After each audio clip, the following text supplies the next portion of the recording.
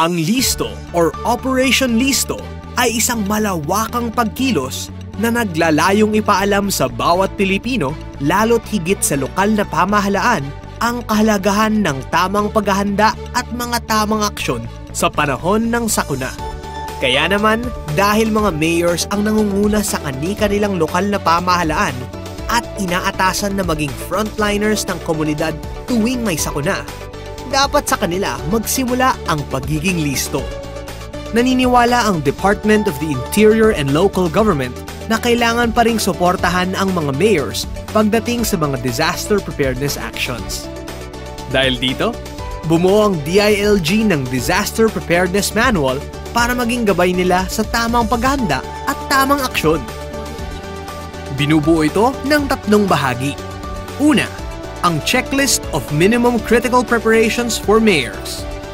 Ikalawa, ang Checklist of Early Preparations for Mayors. At ikatlo, Checklist for the Municipal Local Government Operations Officer, Chief of Police at Fire Marshal. Ang unang bahagi ng manual ay ang Checklist of Minimum Critical Preparations for Mayors. Sa kasalukuyan, ang lokal na pamahalaan ay nakadepende lamang sa advisory ng PAG-ASA sa pagtukoy ng storm warning signal ng kanilang bayan. Ito ang kalimitan nating naririnig o nakikita sa iba't ibang media channels.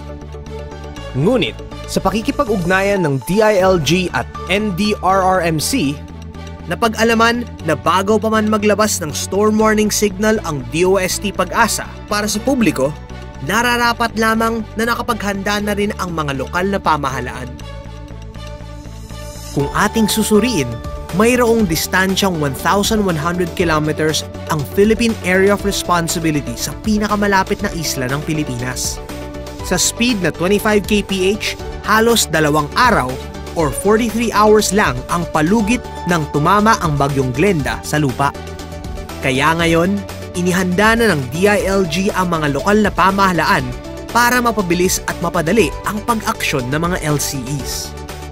Bumuo ng bagong scheme ang DILG at ang mga ahensya ng NDRRMC na tinatawag na Critical Preparedness Actions na makikita sa Checklist of Minimum Critical Preparations for Mayors. Ito ang Alpha, Bravo at Charlie. Bawat Critical Preparedness Action ay may kaakibat na set of actions na kailangan gawin bago pa man pumasok ang bagyo o sa oras na pumasok ang bagyo sa Philippine Area of Responsibility. Para mas maintindihan natin, tingnan natin ang pagkakaiba ng Alpha, Bravo at Charlie. Una, ang Charlie. Ito ang breadth of the storm o pinaka-critical na mga lugar na malapit sa mata ng bagyo. Dahil ang Charlie ay tinaguri ang mga lugar na malapit sa mata ng bagyo, may iba't ibang lapad at sakop ito. Halimbawa, ang lapad at sakop ng bagyong Ruby ay iba sa lapad at sakop ng bagyong Glenda. Ikalawa, ang Bravo. Ito ay medium risk o mga lugar na nasa 1 hanggang 50 kilometro ang layo sa mga lugar na kinabibilangan ng Charlie. Ikatlo, ang Alpha. Ito ay low risk o mga lugar na nasa 100 kilometro ang layo sa mga lugar na kinabibilangan ng Charlie. Ngunit, paano nga ba malalaman ng isang lokal na pamahalaan ang kanilang estado sa mga critical preparedness action na Alpha, Bravo at Charlie? Ipagbibigay alam ng DILG kay Mayor ang kalagayan ng lungsod na kinabibilangan nito, kung Alpha, Bravo o Charlie. Bukod dito, makatatanggap din ng ganitong set of advisory ang mga mayor.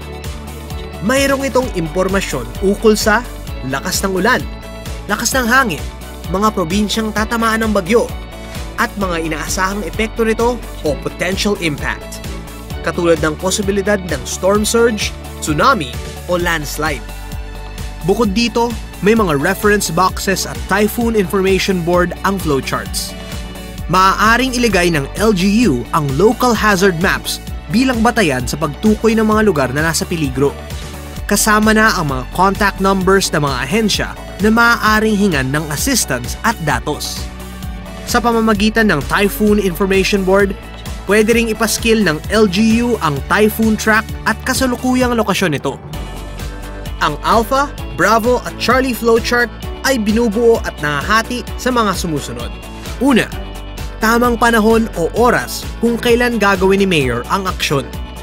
Ito ay ang upon alert o mga aksyon na kailangan gawin pagkakuha agad ng impormasyon na manggagaling o ibibigay ng DOST Pag-asa sa DILG Codex at ibababa sa mga DILG regional offices. Sunod ang before actions o mga aksyon na kailangan gawin bago pa bumagsak, tumama o maglandfall ang bagyo. At ang huli, during and after o mga aksyon na kailangan gawin kapag dumating na ang bagyo at mga gawain din pagkatapos ng bagyo. Ikalawa, general set of progressive actions na gagawin ni Mayor. Ito ay ang prepare, respond, at monitor or report.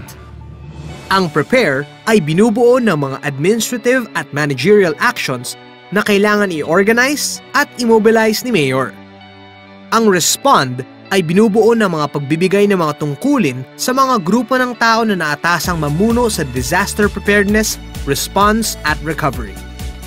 Ang monitor or report ay binubuo ng mga gawain na mag-oorganisa ng mga datos na makukuha sa iba't ibang grupo ng tao kapag may bagyo.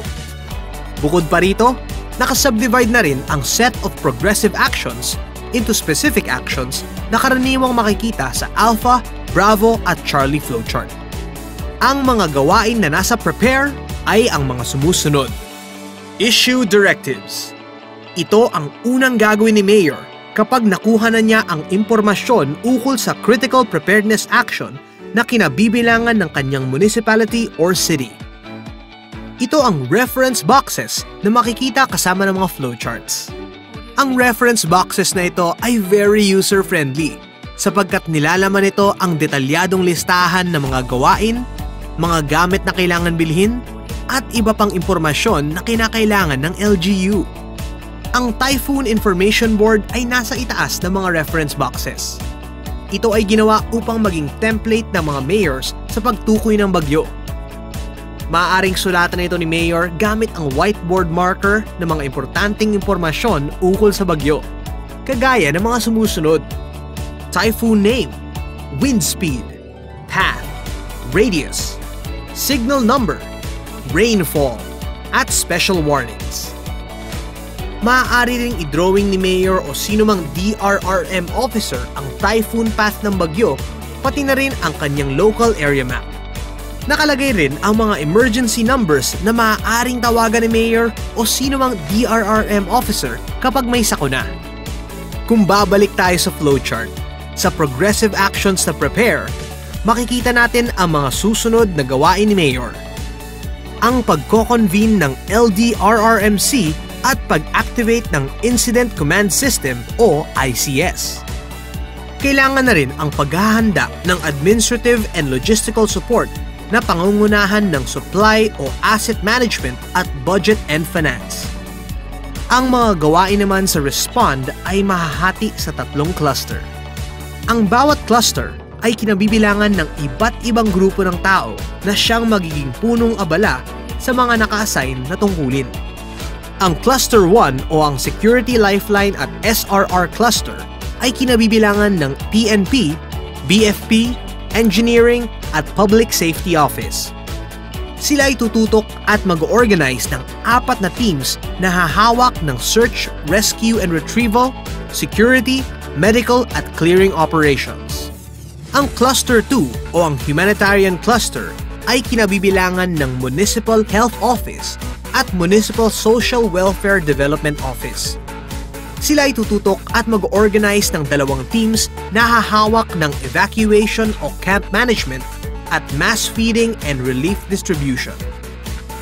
Ang Cluster 3 o ang Information and Awareness Cluster ay kinabibilangan ng Information Office at Media Relations. Sila ay tututok sa warnings, alerts and announcements na kailangan ipaalam sa publiko. Nararapat lamang na makipag-ugnayan ang grupong ito sa Pag-asa para sa tamang impormasyon at sa media upang madaling maipaalam sa publiko ang kalagayan ng LGU. Muli, ang mga nasabing specific actions ay karaniwang makikita sa Alpha, Bravo at Charlie flowchart. Sa paglipas ng oras o pagdaan ng bagyo, upon receipt of alert, before landfall, and during and after landfall, naiiba-iba ang mga specific actions ng bawat flowchart dahil iba-iba rin ang intensity nito. Maaari nating gamiting halimbawa ang pagdedeklara ng evacuation. Sa Alpha flowchart, ang mga mayors ay hindi nagdedeklara ng evacuation, ngunit kailangan pa rin na nakaantabay ang bawat cluster. Sa Bravo flowchart, nakasaalang-alang kay mayor ang pagdedeklara ng evacuation. Sa Charlie flowchart, dapat magdeklara ng forced evacuation. Ang mga gawain naman sa monitor o report ay ang pagkuha ng mga datos sa different clusters at communication channels at pag-oorganisa nito para ipaalam sa publiko at lokal na pamahalaan. Ang lahat ng makikita sa checklist of critical preparations ay minimum. Maaaring higitan ng LGUs ang mga aksyon na nakasaad dito base sa intensity ng bagyo at iba pang nakaambang panganib o sakuna sa lugar. Kung mayroon ang paghahanda sa critical na mga oras ng bagyo, nararapat din na maghanda bago pa man may dumating na bagyo.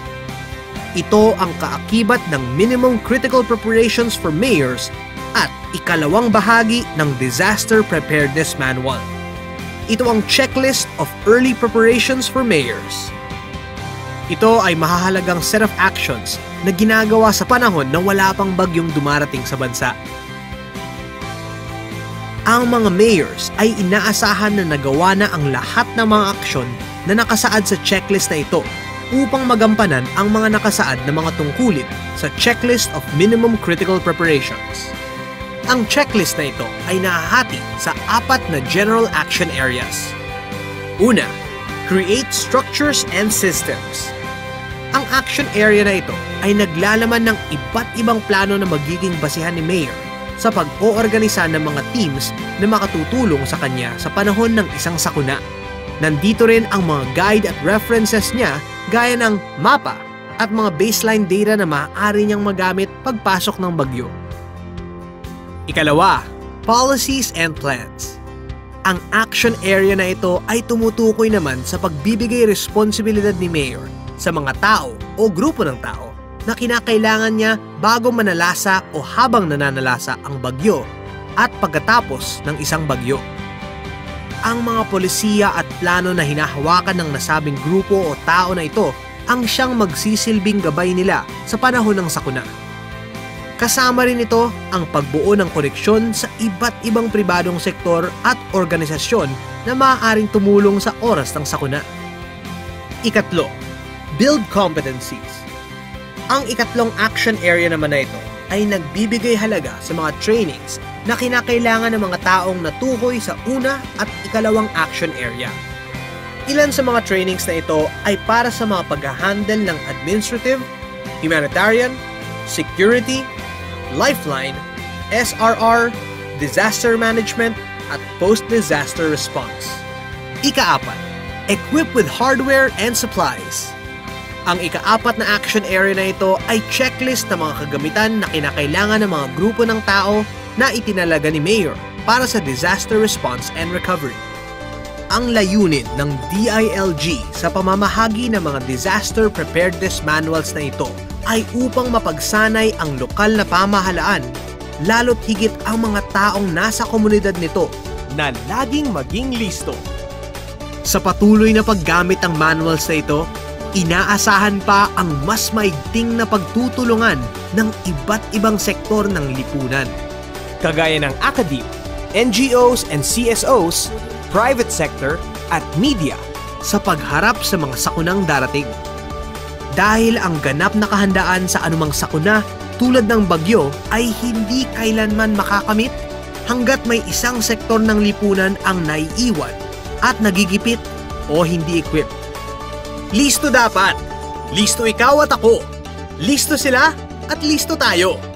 Pinag-isang aksyon! Pinag-isang laban! Sa iisang hamon! Pagiging listo at pagiging handa ngayon!